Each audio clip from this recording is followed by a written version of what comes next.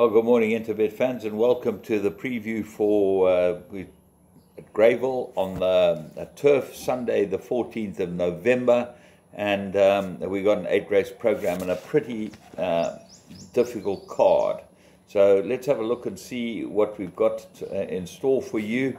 We've got 22 pentrometer, 1 meter false rail, and the first race is off at 12:35. Where I think you can start the day off with Geronimo, number 9 on the card for the Wendy Whitehead stable. I think this horse has got the form, and I think it's going to be very difficult to beat, and I really like the look of Geronimo. The unknown is Lockheed Electra from the Grenville stable, gets Grenville number 3. Not a bad first run, and might be a big improver here.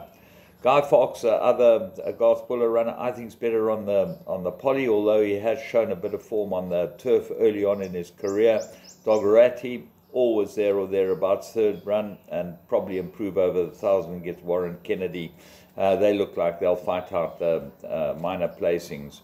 Yamshita's Gold I'm going to put in the back of quartets because it's been a bit unlucky of late. Now it gets a rider. Race 2, maiden plate fillies and mares that go 1,400 meters, and Tini Prinsloo, very good trainer, Tini Prinsloo. Kamalo gets the ride on Never Ending Love, and he should be able to get this one home for Tini. Third run after arrest, everything's in its favor, and it does go quite well on the turf too.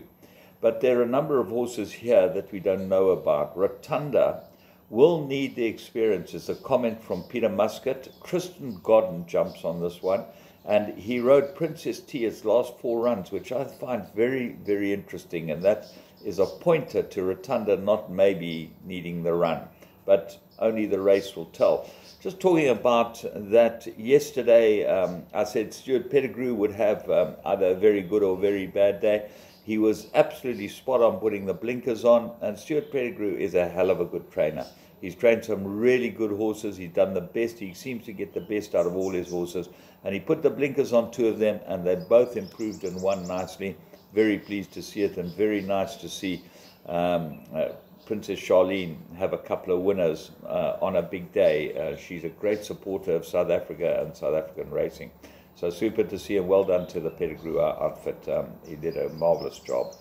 A race 2, let's get back to Princess T. Jason Gates now gets to ride that, and got to have a chance. Ballygood gets blinkers. I think this filly's been crying for blinkers, but she might be better on the poly track and over a bit further. And then Miss Quince, third run, bit of a roughie, worth putting into the certainly all your play with the Mellow aboard it. Race 3, maiden plate fillies and mares. They go 1,400 meters. And I'm going with number 8, Lady Yusra. She's 5 to 10 in the betting. There's no value here. She does look like the best filly, but she's been beaten on a number of occasions. So what can beat her? 5 Blue Sails, another puller inmate with Veal aboard. Veal seems to be aboard pullers, runners now. I think will go well. Silvano's Butterfly looks like an improver, and Buyback gets blinkers, but it's really such a poor field. Lady Yusra looks very hard to approach. Race 4, maiden plate fillies and mares that go 1,600 meters. And Dennis Bosch has got 2 very nice runners in here. Flag of Wren, good last start on the poly. Seemed a little unlucky. I think it will go well here. And We Dance gets Samanga Kamala and showed pace last, will improve And We Dance. So I think that's a big runner. So Bosch holds a big chance in this race, but there are a couple of others I'm going to put in. One, Silver Princess, certainly improved a lot this last start, and Muzieni aboard for the Duncan Howells operation. They're in flying form at the moment. And Lily of Orange, Dean Canamaz been running on the poly. The stable rider Damello gets aboard at number 4, huge. Look for Alabama Sky to improve, number 10, could run well. And then at the bottom of the race cars, 12 and 13, Parkfly and Rocky Reef, both badly drawn, but both could have a chance of improving. Rocky Reef especially ran from a bad draw last time on the poly, and Dylan sticks with this one, goes into all the play. Race 5, Merry rated 72, 1,600 meters, and I'm going with number 5, Kasura. 1 from 1 course and distance, gets DeMello. That's a big jockey up, and very interesting to see he's on this horse. because there are others that he could have been on, especially number 4, Fade to Black, which is the Canamare runner. They put the 4-kilogram claimer on. So, big chance. 9, Rodriguez. I make this a big danger. Look like we'll improve on the turf. He's 8-1, and he certainly looks like a good each-way bet is Rodriguez. I'd have a very nice each-way bet on him at 8-1. Flying Grace, the Binder runner, number 7, gets Godden, and it comes down from Joburg and ran on the poly last time, ran on really well, missed the break and ran on very well indeed. Certainly would have had a close look at the way that one went, and could be the right horse here. The Appeal, 1 from 2 course and distance, whole new world, shows a lot of pace, and you've got to ignore its last start. So not cut and dried, and even Master Vision. 3 starts, 1 win, 1 place, course and distance, drawn 1 makes a big difference. It could go well too. Race 6, merit rated 79, 1400 meters.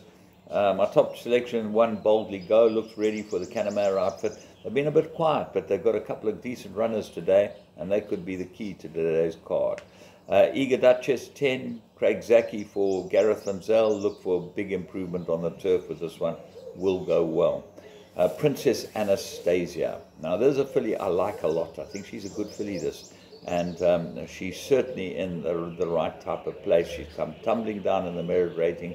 She gets Veal, the stable rider, and this might be exactly what she's looking for. So she goes into all your play. Grew of Ice won a good maiden, and Godden sticks with that first time out. But this is a lot more difficult. Race 7, merit rated handicap 1,000 meters. And I went for number 2, Pinder Mazala, the Clinton Binder runner with Muzieni on board it. His form's against much better. He's been running against Master Archie, Retallick. I mean, there's some decent horses he's run against. But he has run in KwaZulu-Natal and hasn't done too well here. So it will be interesting to see. And his 2 runs before that were in KwaZulu-Natal.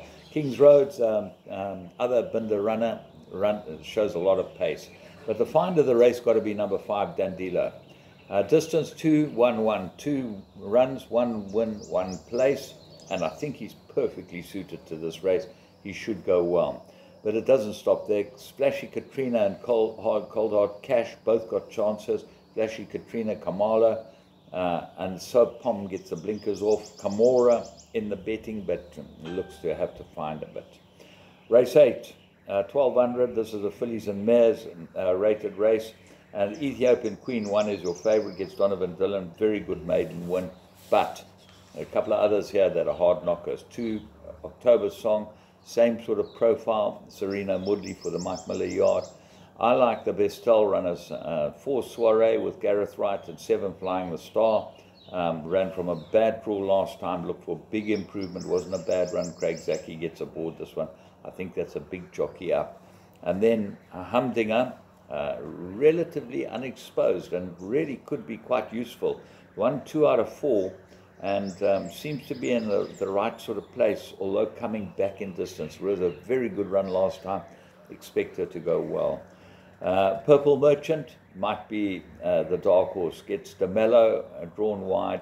It all depends on how the race course runs today, and I think that you'll find that the speed will hold up. So it should be a great day's racing at Grenville, and certainly many opportunities. Well done to the Springboks yesterday. They certainly played to their normal game plan and throttled the opposition to death. Good game. And the Ireland All Blacks game, what a game. And the Ireland, fantastic. At least finish it off. It shows you the All Blacks, they only get 1 or 2 sniffs and they score every time they get a chance. But they were completely outplayed and outclassed. For me, James Goodman, and the Interbet team, remember you can go and play the Vegas games and have some fun there. And we'll be back tomorrow where we've got a Turf and Team race meeting. Have a good rest of your weekend.